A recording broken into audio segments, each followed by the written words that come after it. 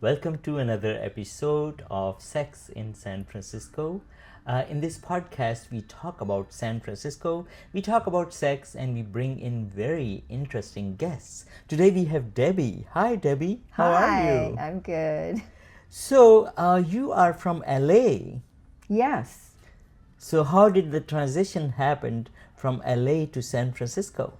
Well, when I was 13 years old, my parents let me get on a plane by myself and fly to San Francisco to visit my cousin and my aunt. And from that moment on, I knew this was my real home. So, at 13, you came to check out San Francisco by yourself on the plane. That is pretty brave for a little girl. Yeah, I was a wild child. So, and then you said you came back again at the age of 23. Yes, I eventually moved here at the age of 23. So, how was the, LA when you were growing up? How was life back then over there? It was kind of wild too because there were celebrities everywhere. I mean, it was just kind of part of your life, you know. And so I was exposed to a lot of gay people when I was a child, actually. Mostly gay men, though. You know, Okay. I didn't really know much about lesbians. I mean, I grew up in the 50s and 60s, so, you know, we didn't really know much about lesbians except what we saw in magazines and movies, which always portrayed lesbians. So, which celebrity do you think that, did you get a chance to see her personally? Any celebrity you met or? I met Rock Hudson, actually, Really? as a child, yeah. Wow, he was one of my favorite actors. I've seen a lot of his movies. So when did you move from LA to San Francisco? It was 1975. Okay. And it was Summer of Love, and so you said you started going to the bars? Yes, I did. It was past the Summer of Love, you know. It was I think Summer of Love was in 1967, but I always wanted to run away to San Francisco and be part of Summer of Love, but I wasn't quite that brave at like 14 or so 15, you know. Yeah. Yeah. So when you came to San Francisco, tell us a little bit about all the bars you went to. I went to one of the most popular bars at that time for lesbians was called A Little More. And it was on Potrero off of 16th Street, and it was a dance bar. And it was really fun, you know. You just go in there, and there were all these women dancing together and drinking and having fun. And I'd never seen anything like that before. It's just wonderful to find your people, you know. And usually, you know, you met someone, bought each other drinks, and you went home together. Yeah. It was a wild, you know, it was a wild time. Yeah. So were there other bars also at that time? Yeah, at that time, there were some neighborhood bars, and there was, of course, Maud's, which is, I think, kind of a very well-known bar because Janis Joplin drank there. Janis Joplin. Did you ever get to meet her or? No, by the time I was there, sadly, she had already died. Oh, and you said that she had a girlfriend also? Yes, Peggy Casarda, who wrote a book about her called Going Down with Janis, better known to lesbians as Going Down on Janis. And also there's this urban myth, but I think it's kind of true, that all the lesbians, especially in San Francisco, are 6 degrees from Janis Joplin. What does that mean? It means like You have some kind of connection. you have a connection, you know, like I had a girlfriend who drank with, not with Janis, but with Peggy Casarda. And so someone who knows me, you know, is connected to Janis Joplin. Yeah. That's great. And you know, do you know about that bar, Tavern? It's called Tavern. It's right at the corner of Castro and Market. What was it called back then? Well, we used to call it the Glass Casket because all the old queens drank there. But now we're that generation. So, you know, how does life feel being a child and then moving to San Francisco and then now getting older. It's really like something I never imagined. I mean, I used to think when I was younger, like I thought 50 was ancient, and now I just turned 75, and it's just really amazing to think back about being a little girl, a little tomboy.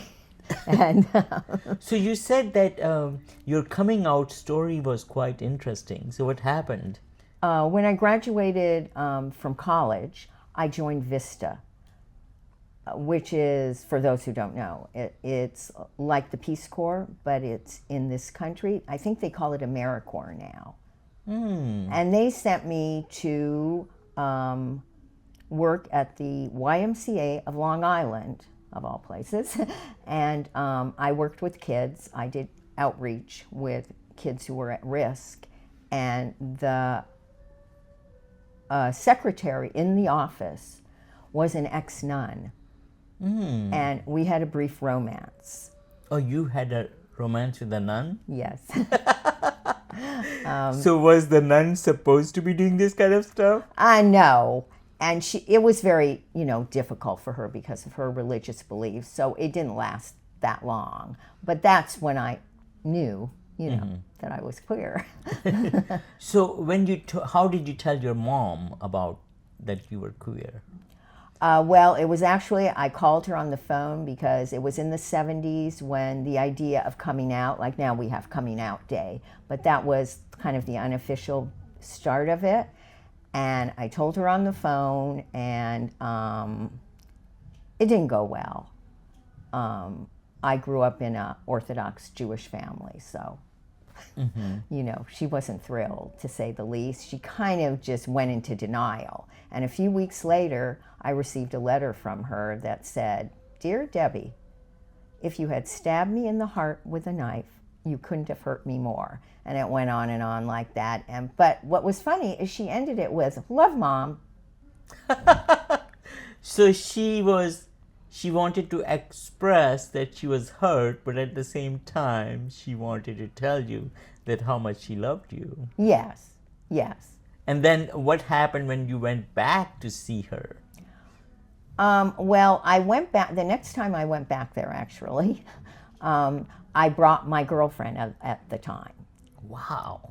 And I was packing up some of my stuff that I wanted to take back up here to San Francisco. And my girlfriend was helping me with that. And my mom said, "Why does your friend look like a boy?"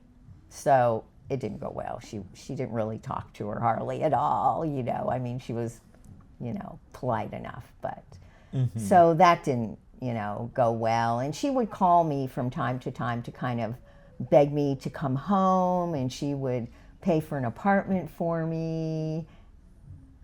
And did she think like you had some kind of like disease or something which will be over with treatment or something? Well, sort of. She kind of seemed to have the idea that I was just being brainwashed by, the nuts and fruits, as she called them, who lived in San Francisco, and I was in some sort of lesbian cult now. And if I just got away from that, I would like boys again.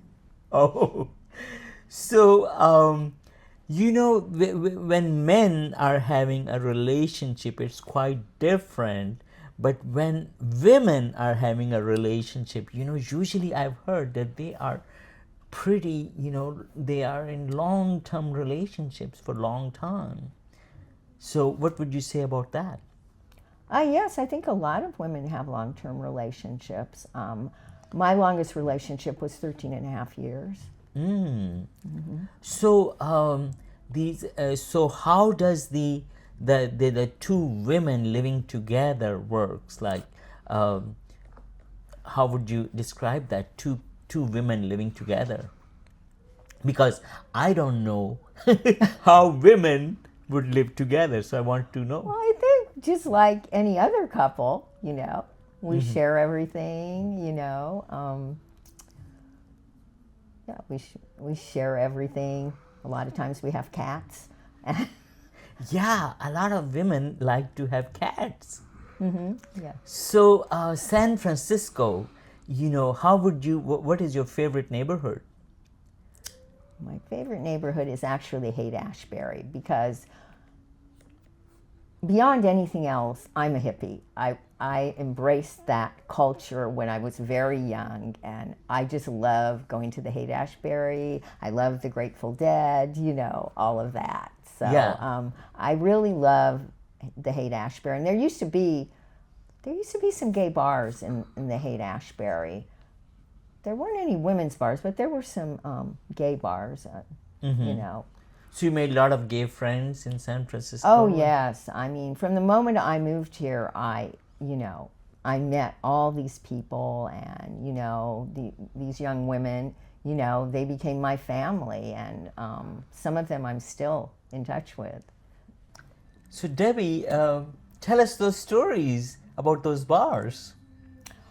A little more was the dance bar that I used to like to go to. And one night I went there and I met 4 women there. They were dancing. We were all dancing on the dance floor and drinking. And at the end of the night, we decided to go back to one of their homes. And we took Quaaludes and we had an orgy. Oh, wow. And that's the only time I've ever done that, but it was really fun. And the other story you were talking about? The other story is I had a friend who had a longtime girlfriend who was much older than her. And she wanted me to be intimate with her girlfriend and her at the same time, because that was the time when we felt, we're sisters and this is sisterhood. And so it was very interesting. So, men like to do the orgy things and stuff. So the women also do orgies. Oh, yes. There are a lot of women who do orgies and experiment with all kinds of, different sexual toys and things like that. Yeah. Cool. Yeah, it was cool. I mean, it's a good memory, that's for sure. But I was very naive at the time, so I just went with it. Wow. So what kind of food you like? In the Haight-Ashbury, there's so many different kind of restaurants. I love going there, and the breakfast places and the Mexican places. And what is your favorite place? My favorite place to eat in the Haight-Ashbury. Cha-Cha's? Yeah? Yeah, I like that place. Yeah. I haven't been there in years. But yeah. And of course, I like Ben and Jerry's. Yeah, Ben and Jerry's ice cream. So, is there anything which you want to tell our audience? Because, a lot of people are just afraid to come out. And there are also a lot of people are just afraid of their sexuality. Would you want to say something to our audience? Yeah, I think it's really important to just, be your authentic self and be yourself, because that was like the best feeling in the world to me, when I came out and I could, create my own family with people who were like me, because I spent a long time from, childhood thinking I was so different from everyone else, Like I liked playing with the boys in my neighborhood and, climbing trees and doing all that stuff with them, but I didn't feel like the other girls obviously felt about boys. Yeah. And so that makes you feel really alone and like you're just some sort of freak or something that, you're fantasizing about some girl in your class or some actress on TV while they're, going crazy, boy crazy, they used to call it. Yeah, back then there was Marilyn Monroe also, Yeah, there was. Did you like any of Marilyn Monroe's movies? Actually, my mom loved Marilyn Monroe. And yeah, of course, What is your favorite movie, Debbie? Well, I have a favorite gay movie, but my favorite movie is E.T. E.T. Yes, I could watch that a million times. I just love E.T. But my favorite lesbian movie is Desert Hearts. Desert Hearts. Who is in it? No, I don't even know the names of the actresses, but it came out in the 80s. And it's about a woman who gets divorced and goes to a dude ranch. And then the younger woman working at the dude ranch is a lesbian, and they fall in love. That's amazing. It's amazing to be free and who you are. That is so crucial in this life. So thank you so much for conversation, Debbie, with us today. And thank you so much for being authentic and being yourself. And that is the message of our podcast, Sex in San Francisco.